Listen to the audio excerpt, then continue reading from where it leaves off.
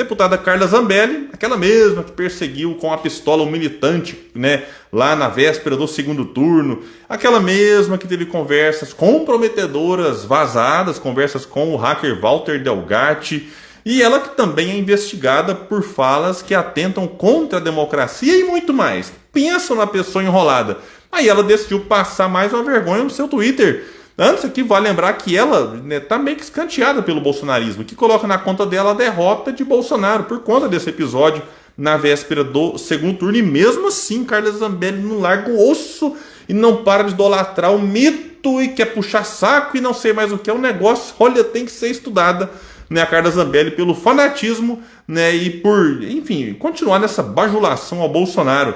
Quer criticar o Lula? A crítica honesta e correta faz parte, democracia tem disso. Mas o que ela faz lá não é uma simples crítica construtiva.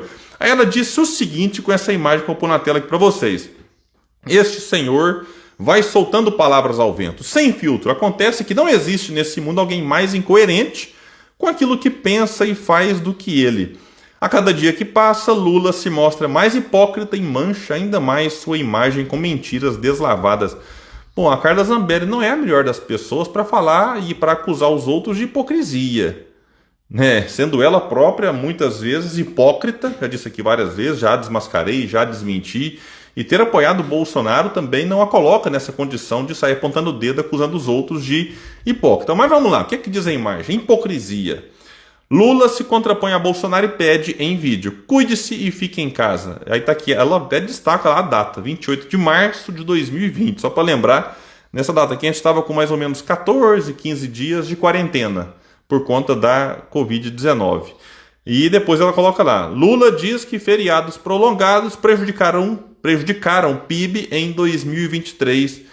E aí está aqui data de 10 de novembro de 2023. Então vamos focar na imagem, porque é uma comparação totalmente sem sentido. Querer comparar uma campanha de isolamento social durante a pandemia e a recente fala do Lula sobre feriados prolongados supostamente prejudicarem o PIB. Eu até vou de trás para frente. Eu acho, né, que o Lula falar isso aqui vai ajudar em quê? Ah, mas é porque o feriado prolongado afeta, tem empresas que fecham, mas também ajuda do outro lado do turismo, e tem muitas cidades turísticas que quando tem feriados elas, né, vão melhor, enfim, às vezes você consegue atrair turista, né, que se desloca de um lugar para o outro e gasta e consome, né, mas, né, quem é da indústria, do comércio, sente um pouco, então tem um ganho de um lado, perda de outro. Supondo que isso afete, olha, não é tão significativo assim. Então, beleza, que eu não sou puxa-saco do governo atual, eu elogio, eu critico, então beleza. Mas aí a Carla Zambelli vinha com essa cara de pau, querer comparar uma coisa com a outra, no momento em que a gente ficava meio que atordoado, sem saber o que fazer, com 15 dias de quarentena, os cientistas tentando entender a dinâmica do vírus, e o bolsonarismo atuando contra a ciência, atuando a favor do vírus, do negacionismo, da morte. Então ela vem querer, nesse momento, relembrar de algo que ela tinha que ter a vergonha, Carla Zambelli. É impressionante, eu conheço muitos bolsonaristas que votaram no Bolsonaro, mas votaram discordando da postura do ex-presidente e de pessoas como a Zambelli. Né? Eles votaram no Bolsonaro, né, às vezes porque não gostavam do Lula, do PT, enfim, aí são 1000 motivos que eu discordo, mas... né, eles ressaltavam, olha, a postura do Bolsonaro foi uma vergonha na pandemia. Aí a Zambelli vem nessa altura do campeonato querer trazer esse assunto. Então vamos lá, Zambelli. Vamos trazer esse assunto à tona de novo. Né, são 700 mil mortos. Dificilmente alguém não conhece. Né, ou alguém não perdeu um parente, um amigo. Ou alguém não ficou com alguma sequela por conta da Covid. E o Bolsonaro atuando a favor do negacionismo enquanto o pessoal tentava fazer alguma coisa. E a fala do Lula na ocasião era a fala da ciência. Olha, cuide-se, fique em casa. É óbvio que tinha pessoa que não tinha condição de ficar em casa. Fazia parte ali daquelas dos trabalhos essenciais que tinha que ir para a linha de frente. Mas quem podia ficar em casa era um esforço que se fazia. Inclusive aí veio lá depois o Auxílio Brasil, que o Bolsonaro queria R$200. A oposição lutou lá na Câmara dos Deputados, conseguiu levar para 500. Aí o governo Bolsonaro, para ficar bem na fita, nós vamos pagar 600 então. Era uma forma de recompensar aqueles que precisavam daquela ajuda, daquele recurso. Então, enfim, foi um esforço de muita gente para amenizar os efeitos, por si só, trágicos de uma pandemia, que não foi só aqui, foi no mundo inteiro. Só que aqui a dificuldade nossa foi que, além de lutar contra o vírus, tinha que lutar contra um presidente e contra figuras como a Zambelli. Então, assim, é surreal querer, nessa altura, trazer algo nesse sentido aqui para discussão, comparando coisa nada a ver, com um comentário do Lula sobre feriado e tal, querendo agora, porque lá atrás você disse para as pessoas ficarem em casa, agora está reclamando que elas ficam em casa, que está afetando o PIB. Meu Deus do céu, como se tivesse uma coisa a ver com a outra. Então tenha compostura, deputada, respeite as mais de 70 mil vítimas fatais, né, como eu acredito em imortalidade, né, respeitem essas pessoas, essas almas, mas respeitem também aqueles que ficaram. Quem não acredita em imortalidade, respeite os parentes que ainda hoje sofrem a saudade daqueles que partiram. Mas eu sei que pedir respeito para alguém como a Carla Zambelli não sei se adianta muito não.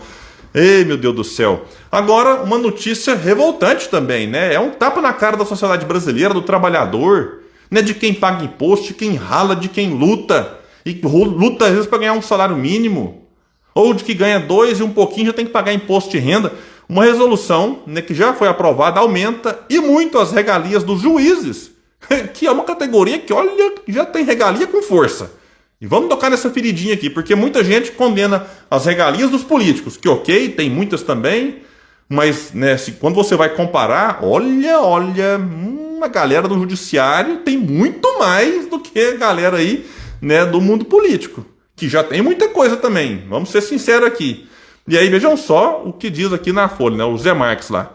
Decisão sob Barroso provoca efeito cascata e juízes conseguem novo benefício. Barroso, que é tido um dos queridinhos do campo progressista, ele se diz progressista, mas quando vai votar lá no STF, pode dar um Google aí, já falei outras vezes aqui, não vou nem repetir. Né? Eu nem me lembro de alguma vez em que o Barroso votou a favor do interesse do povo trabalhador, mas trabalhador de verdade. Né? É sempre votando contra o interesse nacional. Se tiver alguma exceção, né, me desculpe aqui, ministro, mas não adianta você posar de progressista, né, e abraçar umas pautas, mas na hora de votar contra a maioria do povo que precisa, inclusive. Aqui vai dizer que uma resolução aprovada pelo CNJ, na primeira sessão comandada pelo Barroso, em 17 de outubro, abriu caminho para a criação de diversos penduricalhos a magistrados de todo o país. Na última quarta, vejam só, um benefício já foi criado pelo CJF, Conselho da Justiça Federal, com base nessa resolução. Ele pode aumentar a remuneração de parte dos juízes federais em cerca de 1/3. Ei, ai. Então já ganha bem demais, ainda pode aumentar 1/3. Além disso, para membros de tribunais estaduais e também dos superiores, como o TST e o STM, pode haver aprovação de novas remunerações com base no documento do CNJ. A norma aprovada na última quarta pelo CFJ, um conselho chefiado pela presidente do STJ, Maria Tereza de Assis Moura, deu aos juízes compensação financeira ou até 10 folgas mensais. Segundo essa medida, juízes que acumulem funções administrativas ou outras atividades processuais extraordinárias terão direito a uma licença compensatória, na proporção de 3 dias de trabalho para 1 de licença, limitando-se a 10 dias por mês. Os juízes que não desejarem tirar essas folgas irão receber por elas.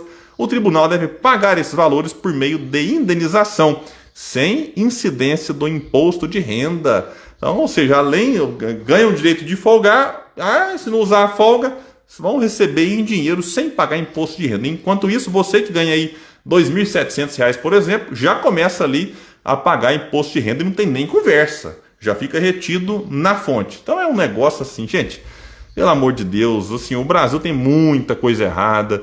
Tem que cortar alguns privilégios, aí em vez de cortar você vai aumentando e colocando mais, aumentando a mamata, e aí outro de outra esfera também pede porque o outro teve direito, então você tem que equiparar, não pode ter.